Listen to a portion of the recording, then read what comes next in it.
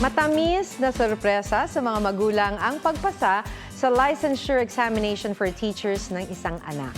Pero nabahira ng comedy dahil hindi agad na-gets ng parents. Pusuan yan sa report ni Jonathan Andal. Happy birthday, Papa! Ito ang LPT na sorpresa, as in malupit na paraan ni Jake Navarro Rodriguez para sabihin ang kanyang achievement. Idinaan sa cake na may nakasulat na LPT na ako. Ang LPT. Clueless ang kanyang mga magulang. Ngayon, lapit na ako.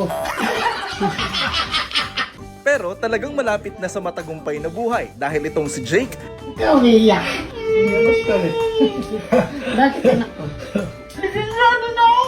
Lisensyado ka ng ano? isa ng lisensyadong guro matapos makapasa sa licensure examination for teachers. Double celebration pa nga dahil birthday rin ng kanyang ama.